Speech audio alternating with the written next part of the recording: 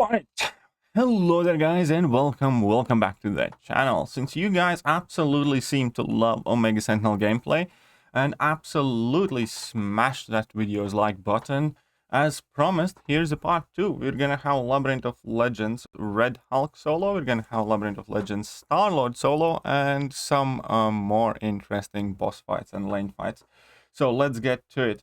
As we can see, we have synergies with Nimrod, Sentinel, and then we have pre-fight from Magneto House of X and also War Machine. That's going to give us easy parries. And I must admit, this is like the only fight that I kind of peeked forwards. And it's ridiculously good. It's filthy good. It's filthy fast takedown. I did not expect it to be remotely as good, to be honest. But it's going to be beautiful. So far, we can see that he's applied 3 of his debuffs, so the next one that he's going to drop in ought to have been Plasma already. Keep in mind that this is pre-update Red Hulk, so he can be incinerated. In anywhere else in the game, this is not going to be a good matchup. This is only going to work in Labyrinth of Legends. But since it does work here, it's still worth showcasing. And here we're gonna see Omega Sentinel starting to do that incinerate damage on Red Hulk. I know, it's kind of funny, it's kind of silly because that seems so implausible right now. But that is happening because this Red Hulk is pre-buff Red Hulk. Many people didn't know that Red Hulk already did receive his buff, and this would have been his pre-buff version where he could only get max of 6 his heat charges, and then he would overheat and would have to rebuild. Obviously now he can build up to 10 and he never really overheats.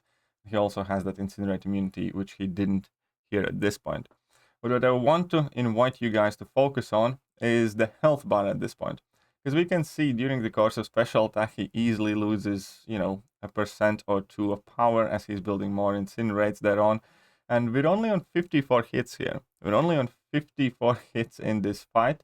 58 at this point, and Red Hulk is half dead already. So he has 13 incinerates. He's going for his level 2. He's going to get up to 17. Wonderful. Punish that with a heavy attack. Sweet. 17 incinerates, and he's definitely what I would describe at this point is melting away. So again, punish that level 1 with a heavy attack. 0 problems there. And it's so nice to see like actually, you know, good Omega Sentinel gameplay. Because I did check out quite a few videos previously that were available either by CCP or elsewise. And, you know, the champion definitely has some learning curve, but I'm so happy that my alliance mate seems to have gotten it under control. So the fight took 2 minutes, 18 seconds, and was 84 hits to finish off that Red Hulk. But now we're going to take a look at Star-Lord, because that's double the health pool, obviously. And it's going to be a bit different fight. But also in this fight, I am told that we're going to see the burst damage of the level 3 at the end to kind of finish off the things. Because that burst damage, I believe, bypasses Labyrinth of Legends 50k damage cap. So here, a bit clumsy start with that evade and all, but it's all going to be good. And now, again, as always, you start by applying all your 3 debuffs there. You do want to pause them so you can start dropping your level 2s and have those plasmas, but incinerates actually start putting in work, and apply as many of them as you can. So we get 4 incinerates here. Wonderful. It's going in for a finish with a light, just to pause everything right there. Drop a heavy attack again for good measure. Why not? Keeps pausing them. And you know, the initial part of the fight definitely, you know, is not super exciting. Still, as I'm saying that, he's at the same time ticking away for like 2k incinerates. So there is that too. He's going in for another level 2. There's plenty of nice damage. And keep in mind that Nimrod synergy is actually very important for longer fights as well, because for each shock that opponent has, then Omega Sentinel has increased combat power rate, which helps her get quicker to the level 2s and, you know, apply more plasmas easier and quicker. And yeah, at this point, 66 hits in the fight. We have dealt, what, 18%? But now we have 12 incinerates being consistently there in the background, 13 incinerates, ticking away, dealing damage. And this is obviously just going to increase all the way up to 20 when it's going to max out there. So the longer this fight goes, the quicker that Star-Lord is going to go down. So now we only have basically 66% of our max incinerate damage active there. So he goes for another heavy attack. Why not? And now goes with a level 2. And we have 17, just 3 more incinerates to go. Pause that. Keeping 16 of them. Gets the 17th back up as well. Another heavy attack. So 105 hits. The Star-Lord is halfway down here. So 107 hits. The Star-Lord is halfway down. And there is quite a lot of damage over time happening. So now we have 20 incinerates. Beautiful. They're about to start expiring. So unfortunately only 18 of them remain. But that's fine. 18 is plenty. And as he said, I'm kind of patiently waiting for that burst damage showcase at the end. How much will that actually look like? So here we are again. A nice passive shock on the opponent, increasing the combat power rate. Nice level 2. 140 hits. That's definitely not a lot of hits for a 3.3 million health to be at this point and stage in the fight. We can notice also by the enrage timer that only slightly over half of enrage timer has expired, and this fight is already closing in its finale. So now again he is going to pause the incinerates with finishing combo with the light. Now probably he's gonna again do the same thing and then, well, just drop a hand. Oh, he's gonna go for the level 3 now. 20 incinerates and we have 10% health. So 10% health on Star-Lord would equal about 330k? 330k. So that entire actual damage goes. I do want to pause this and take a look at it. Exactly what was that burst damage there. Don't think I can see it properly. Was it 400,000? Yeah, I think it was 400,000. 403,000. So 27,000 from the hit itself, and then 403,000 by looks of it was the damage that, got bursted down. That's not bad. 20 incinerates, 400k damage on a level 3. So that's quite sweet. Obviously, it does take build up, but it's definitely quite sweet. Okay, so let's move on. Let's have a Guillotine 2099 boss with the shock vulnerability. So this is one of the 7-4 bosses. I believe it's 741 or 742, forgot which one. But let's see how does she deal with this fight. Because obviously, thanks to Nimrod synergy, she will have plenty of access to shocks whenever Guillotine's going to use special attacks. So that should help with the damage output. Obviously, also tracking lets you bypass miss. So you don't need to worry about knocking her down, even though you probably will be doing it still plenty and constantly. But you can see that the tracking is paused. Nothing to worry. You're going to bait out. Ooh, this is going to be good because you have 9 shocks and you're going to have a really increased combat power rate, I believe. Oh yeah, as long as you can manage to push Guillotine for 2 special 2s, you can get like the max benefit from that combat power rate increase because it's 9 hits on that level 2. Oh, there is no tracking placed on now, so you do need to be careful. He let the tracking expire for a bit, but that's not the biggest deal. He only... Oh, okay, here we go. Now he has tracking back on. Plays second tracking. Very well. He's going to push Guillotine to level 2 here. Perfect. Just want to lock in those tracking debuffs so you don't lose them again. So whilst those are up, he doesn't have to worry about, Guillotine's invisibility. Whilst the shock is on, you are able to do full damage there. Drop that heavy again to lock in those tracking debuffs and just reparry. And yeah, obviously, I do think that, for instance, Nebula or Black Widow Deadly Origins is a better counter for this fight. But as we can see here, Omega Sentinel is also definitely well equipped to deal with this fight, especially convenient the fact that you are able to bypass miss. Right, now we have Namor Biohazard boss, which is probably going to be also a quite good showcase, hopefully, to her healing mechanic, because either poison or bleed, which is perfect against Omega Sentinel due to Biohazard. And every time one of those gets applied, obviously Omega Sentinel is going to trigger her regeneration, which is going to be extremely helpful. So you can see very stacked Omega Sentinel. Was that a 9k crit as well? Yeah, those are like 9k medium crits, which is very good on its base. Omega Sentinel actually has the highest base attack in the game, which, you know, is definitely quite helpful for a character that doesn't have many attack damage modifiers on their base kit. It's always nice to have a good base damage to start with. He's taking the degeneration here, so he basically ignored the node, and he took the degen, but the degen barely did anything, and thanks to all of those bleeds, obviously, he's just carrying on the healing and everything else. He's going to go in for another medium there. Another medium. He's going to let the plasmas expire by the looks of it. Again, degen isn't the biggest issue there. He's going to drop a heavy attack. Sure, why not? But you can see that you can completely just ignore all that passive damage coming out there for you, because yeah, you just consistently trigger that regeneration and you have fun with it. Now there's heal block, there's 4 plasmas, there's a couple of tracking debuffs just for the fun of it as well, and everything is fine and dandy. At this point he took another degen and does not care. Another degen and just does not care. And that Namor boss is gonna get absolutely wasted in a second, thanks to that plasma damage taking him down.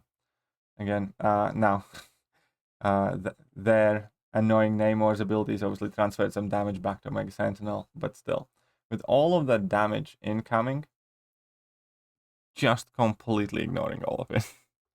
Quite sweet, I must admit. Now we have a 635 Mysterio boss here. That should also be quite good showcase showcase of the abilities to bypass miss. Because I remember this one was the Mixmaster Miss version. I forgot, how is that node called? Tunnel Vision? I believe it's Tunnel Vision.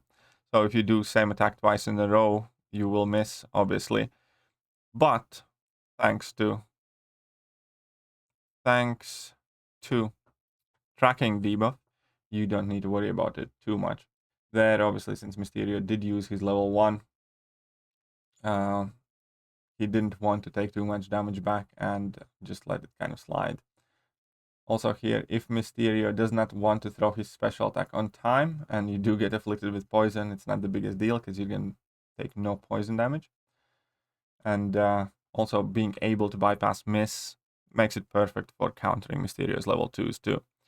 So now that there is still that tracking debuff being kept on and alive, he goes for another one and another one just to keep them on. Now that power drain is gonna start putting in work, but unfortunately he did drop that level 1 as well again. It's like, I probably would have just taken the damage. I think I probably would have just, you know, tried to keep my tracking debuffs on and just taken the damage. So this is a bit finicky fight. You have to admit there's fairly, you know, many things to balance. But now he has tracking active. His level 2 is ready to go. There's a couple of incinerates that still deal 980 per tick, which is quite sweet. He has paused both of them. And from here on out, it should be kind of fairly smooth sailing. Just make sure that Mysterio ideally throws the level 2s. And once he does, just, you know, pause your debuffs and that's it. You're not going to miss. You don't care about anything else. So you ought to just probably block bait heavy attacks and punish them. But again, unfortunately, he goes for that level 1. And level 1 on Mysterio definitely is annoying. There's a very good reason why Mysterio is one of the top battleground defenders, to be honest. And is likely going to remain as one of the top battleground defenders just because how annoying it is to counter his special attacks, and he loves to waste plenty of time. So here he also happens to eat level 1, but auto block, you know, saves him. Why not? And now we have the damage reflect again to wait out, but he's going to go in for another level 2.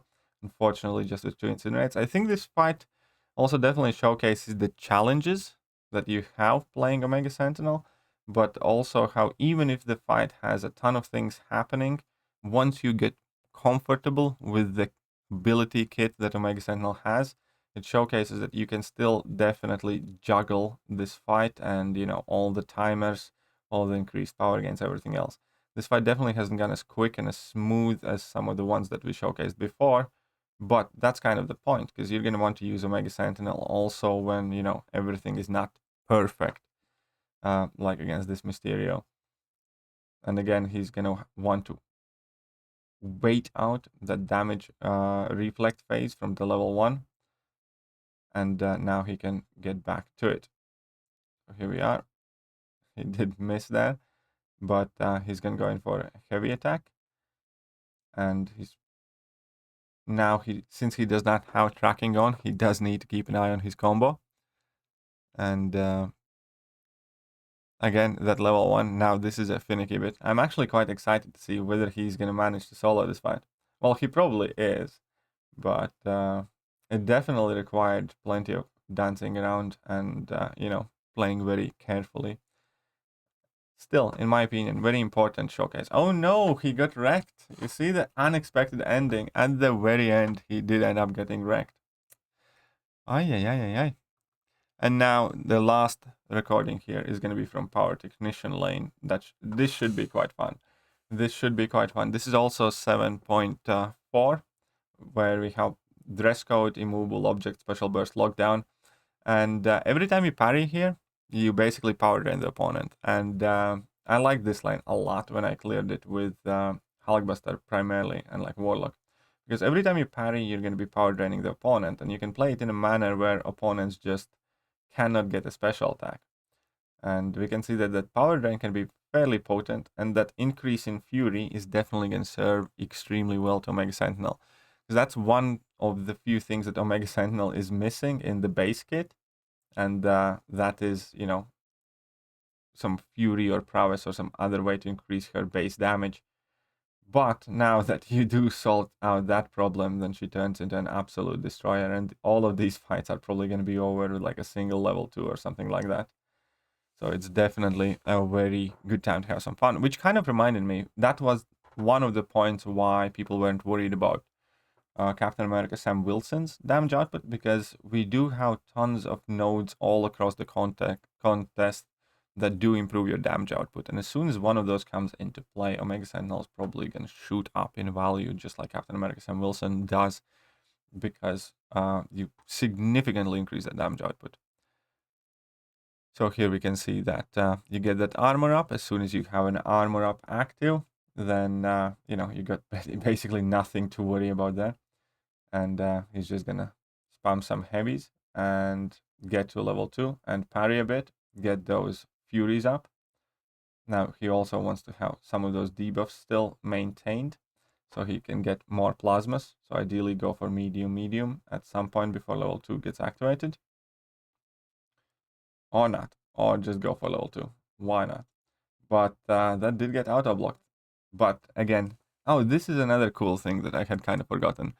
Even if opponent auto-blocks a special attack, the Incinerate still get applied because her special attack effects get applied through block. Now, normally, most of the time, that will definitely be defensive hindrance ability, but this time around, it can, still work against champions that do annoyingly auto-block special attacks.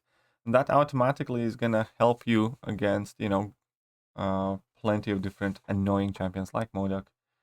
Hey, that's quite sweet. I actually hadn't thought about it. Because, applying effects through block can also help you offensively. That's quite neat. I think Bishop is still going to be one of the more annoying matchups for Omega Sentinel, because applying Plasma to Bishop probably is not, the best idea, because that will let Bishop do that passive damage back. It's kind of like Nimrod is, capable of fighting Bishops certain size and under certain nodes, but Bishop is definitely the worst matchup for Nimrod in Mutant class. I kind of feel we can see that the same thing could happen with Omega Sentinel. But it isn't? I guess Plasma is still working just fine and dandy then. Because those promises are not getting immediately purified. I did not know that. That's surprising. So Bishop can get wrecked too. No problem. Sweet.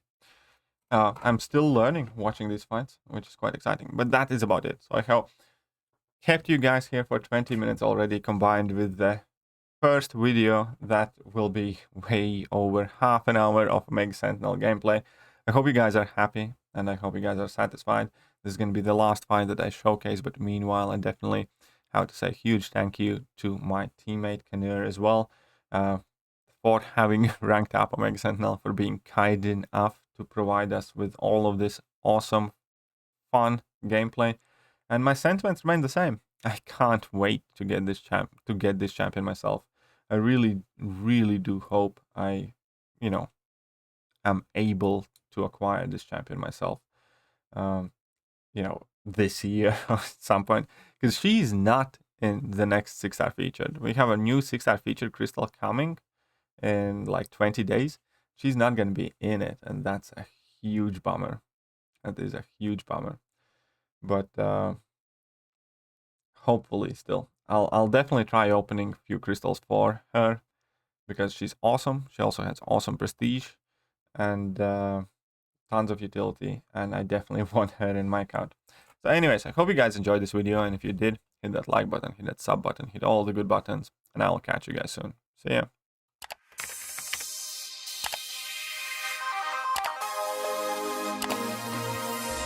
Hello there guys, and welcome back to the channel. So we have all the information about the next